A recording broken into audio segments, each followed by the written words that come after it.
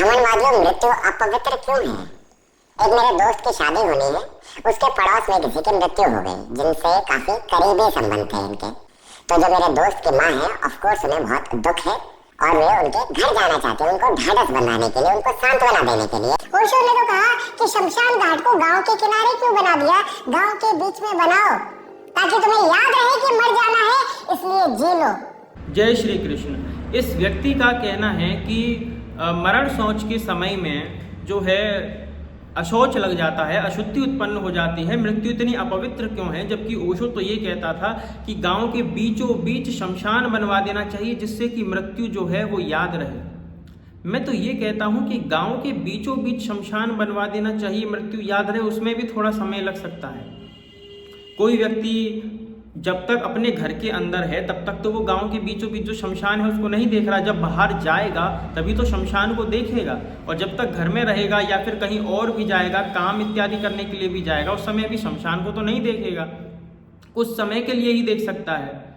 तो ठीक इसी प्रकार से यदि तुम ये कहते हो कि गांव के बीचों बीच शमशान बना देना चाहिए, तो मुझे ऐसा लगता है कि गांव के बीचों बीच शमशान नहीं बनाना चाहिए, बल्कि अपने घर में एक ऐसा स्थान बना देना चाहिए जहाँ पर जिस प्रकार से हम भोजन के लिए स्थान बनाते हैं, मलमूत्र त्याग के लिए स्थान बनवाते हैं, रेस्ट रूम बनवाते हैं, गेस्ट रूम बनवाते हैं, है ना, इसी प्रकार से घर के अंदर एक ऐसा स्थान बनवा देना चाहिए जहाँ पे मृत्यु के बाद वहाँ घर के एक कमरे में ही व्यक्ति का अंतिम संस्कार कर देना चाहिए। इससे बहुत अच्छी प्रकार से याद रहेगा कि ये कमरा क्या है, इस कमरे के अंदर आपको कब जाना है। बोले तब जाना है जब आपकी मृत्यु होगी। तो आपके घर के अंदर ही शमशान है और आपको वो नित्य ही याद रहेगा कि मेरे घर के अंदर शमशान है। और कैसे होना चाहिए, आपने जहाँ पर अपने लिए एक रेस्ट रूम बनवाया है ना, बिल्कुल उसके जस्ट बगल में ही आपको शमशान का रूम बनवाना चाहिए। तब आपको एकदम याद रहेगा, जैसे ही रूम से बाहर निकलेंगे आपको याद रहेगा कि बगल में एक मेरा रूम भी है जहाँ पे मृत्यु के बाद मुझको जाना है, मेरे बगल में ही रूम है। वो नित्य ही याद रहेगा, क्योंकि आप पूरे दिन घर में रहेंगे, घर में इधर उधर घूमेंगे, वो नित्य ही याद रहने वाला है। तो ओशो की जो बात है कि गाँव के बीचों बीच कर देना चाहिए, इससे वो महान हो रहा है। तो मुझे लगता है मैं भी ऐसा महान हो सकता हूँ ना, क्योंकि मैं तो रूम में देखो घर के अंदर परमिशन देने की बात कर रहा हूँ। तो इस प्रकार से ये लोग प्रलाप करते हैं। अब इस व्यक्ति का कहना है कि इसने जो सिचुएशन बताई कि ये सिचुएशन बन रही, तो सिचुएशन तो कोई भी बन सकती है, तुम कुछ भी बना लो, अनर्गल प्रलाप कर दो। यदि कोई व्यक्ति बहुत दूर विदेश में बैठा हुआ है या फिर उसके सामने एक ऐसी सिचुएशन है कि उसके प्रियजन की मृत्यु हो चुकी है किंतु वो वहाँ पर नहीं आ सकता, किसी भी कारणवशात सांत्वना देने के लिए नहीं आ सकता है। अब जब वो सांत्वना देने के लिए नहीं आ सकता है तो ऐसे में जो उसके पास रहने वाले लोग हैं या फिर उससे संबंधित जो अन्य पास में ही जन रहते हैं वो लोग उसको सांत्वना देंगे, क्योंकि वो तो आ नहीं सकता है, क्योंकि वो बहुत दूर है। सिचुएशन ऐसी भी तो बन सकती है ना। अब इसमें बहुत हाय हल्ला करने की क्या आवश्यकता है। अब इनको कहना है कि ब्राह्मणों ने ये सारे नियम बनाए, तो देखो ब्राह्मणों ने यदि किसी को प्रताड़ना देने के लिए नियम बनाए, किसी को कष्ट देने के लिए नियम बनाए, तो उन्हीं नियमों का पालन तो स्वयं ब्राह्मण भी कर रहा है। अशौच की अवस्था ब्राह्मण के ऊपर भी लागू हो रही है। जब ब्राह्मण के यहाँ पे किसी की मृत्यु हो रही है तो उस समय के लिए ब्राह्मण भी जो है वो अछूत हो रहा है। वहाँ पर ब्राह्मण के लिए भी निषेध बताया गया है स्पर्श इत्यादि का। तो यहाँ पर तो वो ब्राह्मण भी तो अछूत हो रहा है, और जब ब्राह्मण ही अछूत हो रहा है तो इसमें तुम ये कैसे कह सकते हो कि ये सारे नियम जो है वो ब्राह्मणों ने बनाए। यदि ब्राह्मण नियम बनाता तो ब्राह्मण कभी अछूत होता ही नहीं। मृत्यु के समय भी जो ब्राह्मण है वो तो पवित्र ही रहता, किंतु वो भी अपवित्र हो रहा है, उसकी भी शुद्धि के लिए नियम बताए गए हैं। तो वो सब क्यों है? फिर ये भी विचार करने तथ्य है। यदि मैं किसी को कष्ट देने के लिए नियम बनाऊंगा तो उन नियमों का पालन मैं स्वयं क्यों करूंगा, या फिर कोई भी व्यक्ति क्यों करेगा? क्योंकि उसने वो नियम तो दूसरे को कष्ट देने के लिए बनाए हैं, स्वयं को कष्ट देने के लिए नहीं बनाए हैं।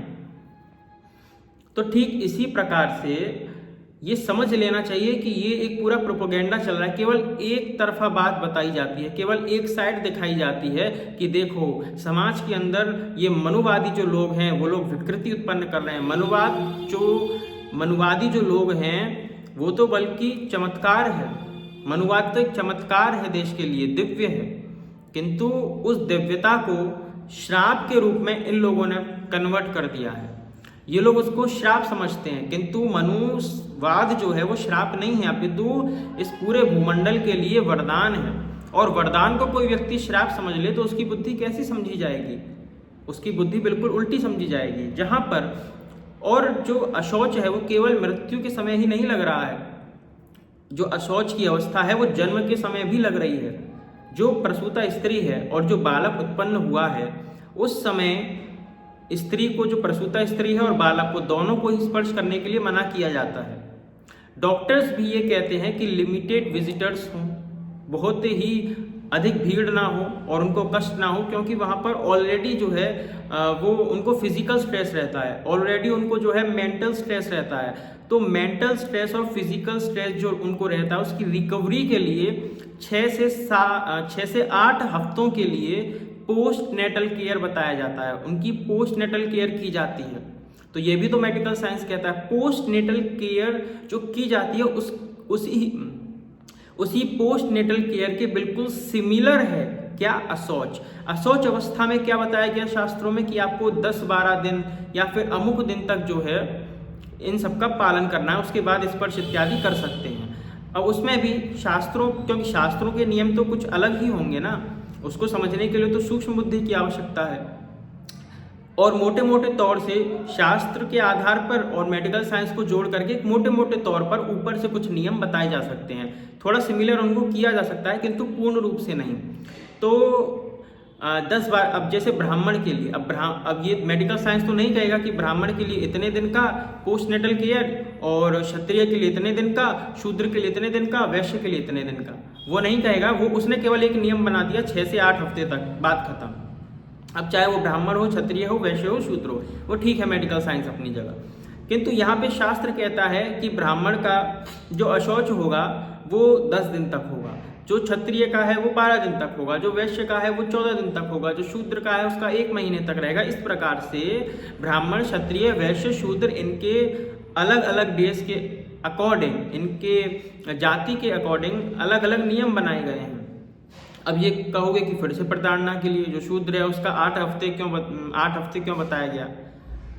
तो यदि तुमको ऐसा लग रहा है कि प्रताड़ना के लिए है, तो पोस्ट नेटल केयर वो तो 6 से 8 हफ्ते तक होता है, वो तो 1 महीने से भी ज्यादा समय का होता है। क्या वहां पे तुमको ये सब दिखाई नहीं दे रहा है? केवल शास्त्रों के अंदर इनको कुछ ना कुछ त्रुटियां निकालनी है, क्योंकि शास्त्र कोई बात कह दे तो नहीं ये तो गलत है, ये तो ऐसे है, किंतु वहीं पर कोई मूर्ख व्यक्ति, कोई नास्तिक व्यक्ति यदि ऐसा कोई बात कर रहा है तो नहीं, ये व्यक्ति बिल्कुल तार्किक है, ये व्यक्ति बिल्कुल सही बात कर रहा है। एक ही बात जो है यदि मेडिकल साइंस कर रही है वहीं पर शास्त्र कर रही है, तो शास्त्र को ये लोग गाली देंगे और मेडिकल साइंस का समर्थन करेंगे। इतनी हिपोक्रेसी क्यों है भाई तुम्हारे अंदर? एक ही बात जो है, एक बात साइंस कह रहा है, एक बात शास्त्र कह रहा है। अब शास्त्र की जो बात है वो थोड़ी तो भिन्न होगी ना, क्योंकि जो शास्त्र है वो जो है इस ग्रॉस बॉडी को लेकर के नहीं चलता। शास्त्र जो है वो सूक्ष्म बातों पर ध्यान देता है। जब जन्म होता है और जब मृत्यु होती है तो उस समय डेथ के समय में डिटैचमेंट होता है बॉडी से, और बर्थ के समय में अटैचमेंट होता है बॉडी से। तो डेथ में जो डिटैचमेंट हो रहा है और बर्थ में जो अटैचमेंट हो रहा है, उन दोनों के समय में ही जो सटल एनवायरनमेंट है वो पूरा प्रभावित हो जाता है। जो सटल जगत है, जो सूक्ष्म जगत है वो पूरा प्रभावित होता है। इसी कारण से अशौच बताया गया है, किंतु वहां पर इनको ये सब कुछ नहीं देखना है। वहां पर प्रॉपर मेंटेन करके रखना है हाइजीन को। मदर के लिए रेस्ट बताया जाता है जिससे कि रिकवरी हो उनकी। वहीं पर जो एक छोटा बालक होता है उसका जो शरीर है वो बिल्कुल मतलब वल्नरेबल होता है, उसका जो शरीर है वो बहुत ही वीक होता है, उसको स्पर्श करने के लिए निषेध किया जाता है। वहां पर बताया, डॉक्टर्स कहते हैं कि लिमिटेड विजिटर्स होने चाहिए, बहुत ज़्यादा भीड़ नहीं होनी चाहिए, बिल्कुल क्लीन एनवायरनमेंट रहना चाहिए, जिससे कि प्रॉपर हाइजीन बन के प्रॉपर जो हाइजीन है वो मेंटेन रहे। किंतु वहीं पर हाइजीन की बात यदि शास्त्र करता है तो वो छुआछूत हो जाती है। इनका दोगलापन देखिए। कोरोना के समय में जो डॉक्टर्स हैं वो डेड बॉडी को पैक करके सीधा कब्रिस्तान भेज रहे हैं, सीधा जो है शमशान घाट भेज रहे हैं। कोई जो प्रियजन है अपने प्रियजन को दूर से देख भी नहीं पा रहा, उसकी सहायता भी नहीं कर पा रहा, सभी लोग असहाय हो गए हैं। वहां पर ये लोग नहीं कह रहे हैं कि अरे सरकार तो निर्दयी हो गई है, डॉक्टर तो निर्दयी हो गए हैं, ये लोग इतने निर्दयी हो गए हैं कि अपने प्रियजनों को मिलने भी नहीं दे रहे हैं, सीधा डेड बॉडी को पैक करके कब्रिस्तान भेज रहे हैं या फिर शमशान घाट भेज रहे हैं। ये क्या हो रहा है? इतनी छुआछूत क्यों हो रही है? कोरोना के काल में यदि हुआ और सरकार ने गाइडलाइंस को जारी किया तो वहां पर हो गया आइसोलेशन फॉर सेफ्टी पर्पस, किंतु उसी आइसोलेशन की बात यदि शास्त्र ने कर दी तो वो हो गया छुआछूत। गजब की हिपोक्रेसी है भाई।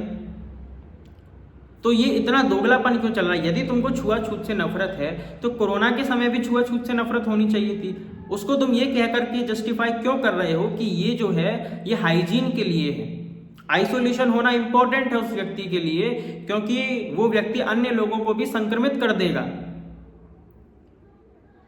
ये तुम क्यों कह रहे हो? छुआछूत जो है वो तो फिर तुमको पूर्ण तरीके से उसको मिटाना चाहिए था। यदि कोई व्यक्ति बीमार भी हो तुम्हें कोई फर्क नहीं पड़ना चाहिए, तुमको केवल उसको पूर्ण रूप से स्पर्श करना चाहिए। डॉक्टर भी छुआछूत कर रहा है ना, वो ग्लव्स पहन रहा है अपने हाथों में, किसी को स्पर्श करके जो उसका ऑपरेशन इत्यादि करके वो पुनः अपने हाथों को साफ कर रहा है, पानी से साबुन से धो रहा है और फिर पुनः उनके ऊपर ग्लव्स पहन रहा है, मास्क लगा रहा है, वो भी छुआछूत कर रहा है ना।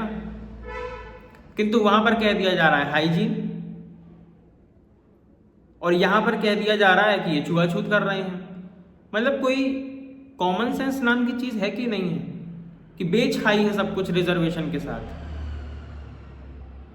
भाई रिजर्वेशन मिलने से ना बुद्धि नहीं आती है, सीट मिल सकती है। रिजर्वेशन से कोई व्यक्ति बुद्धिमान नहीं बन जाता है।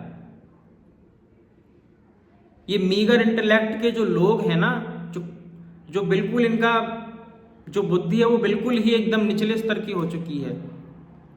थोड़ा इसको इस्तेमाल कर लो, नहीं तो जंग खा जाएगी पूरी की पूरी बुद्धि।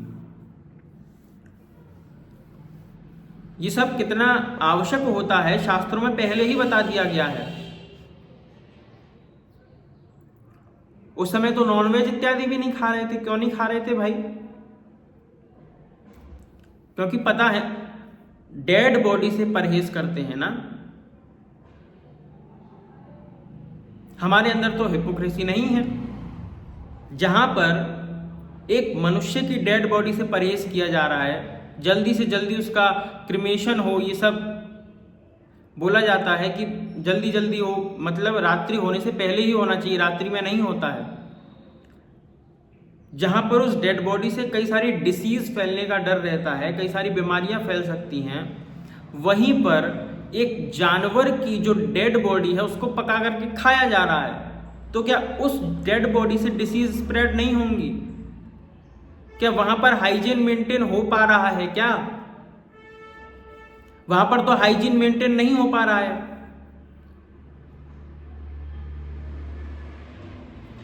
यदि तुमको क्लीन एनवायरनमेंट करना है, हाइजीन मेंटेन करना है, नॉनवेज को भी तो छोड़ो भाई। क्यों नहीं छोड़ पा रहे हो तुम?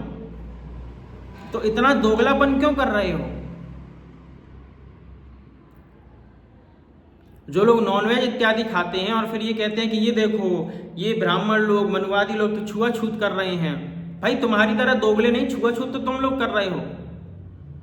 इंसानों की डेड बॉडी से तुम लोग छुआछूत कर रहे हो और फिर वहां पे जाकर के जो जानवरों की डेड बॉडी है उसको पेट के अंदर डाल रहे हो। हम दोनों के साथ कम से कम समान व्यवहार तो कर रहे हैं। हम जानते हैं कि मरने के पश्चात जो है वो जो बॉडी है डिकम्पोज होना स्टार्ट हो जाती है, उससे उसके अंदर कई सारे बैक्टीरिया आ जाते हैं और बैक्टीरिया के आने से कई सारी डिसीज स्प्रेड हो सकती है लोगों के बीच में। और वहीं पर जो जानवर की बॉडी है वो तो और ज़्यादा दूषित होती है, उसके अंदर तो पहले से ही जीवित रहते बैक्टीरिया होते हैं, तो मरने के बाद कितने बैक्टीरिया आएंगे। और जब व्यक्ति उसको पका करके खाएगा तो बाप रे, तो ये पूरा ऊपर का माला बिल्कुल एम्प्टी। थोड़ा सोच समझ करके तो बोलना चाहिए ना कुछ कि हम क्या बोल रहे हैं, क्या प्रलाप कर रहे हैं। नहीं, लेकिन हमने तो अपना जो बुद्धि है उसको बेच दी है, बिल्कुल एकदम सफाया कर दिया ऊपर के माले का। तो इसीलिए ऐसे लोगों से आप सभी सावधान रहें। और ये जो मरण शौच होता है और जन्म के समय में जो शौच इत्यादि होता है, ये बहुत आवश्यक है। शास्त्र के नियम हैं, पालन करने चाहिए, नहीं तो बीमारी इत्यादि फैल जाती है और फिर स्वयं व्यक्ति ही परेशान रहता है। क्यों बताए गए? फॉर सेफ्टी पर्पस ही तो बताए गए हैं भाई। किसी की मृत्यु हो जाती है, अंतिम संस्कार के बाद आकर के व्यक्ति स्नान करता है, यहाँ तक कि डेड बॉडी, जब व्यक्ति मृत्यु को प्राप्त हो जाता है, उसका अंतिम संस्कार करने से पहले उसको स्नान करवाया जाता है भाई। डेड बॉडी को भी स्नान करवाया जाता है। वो ऑलरेडी अपवित्र है, किंतु फिर भी उसको पवित्र किया जाता है एक आंशिक रूप से, और तब उसको अंतिम संस्कार के लिए ले जाया जाता है। ये तुमको दिखाई नहीं देता है क्या? तो इससे पता चलता है कि तुम्हारी कितनी बड़ी हिपोक्रेसी है। और जिन लोगों को ज्ञान ही नहीं है तो उनका तो कुछ किया नहीं जा सकता। कुएं में भांग पड़ी है। तो ये जो लोग हैं इस प्रकार के प्रोपेगेंडा फैलाते हैं, केवल एक तरफी बात करते हैं, और एक तरफी जब बात करते हैं तो वहां पर केवल एक यही पर्पस होता है कि इन लोगों को टारगेट किया जाए। तो ये लोग केवल टारगेट करते हैं। आप अपने स्तर से सावधान रहिए। जय श्री कृष्ण।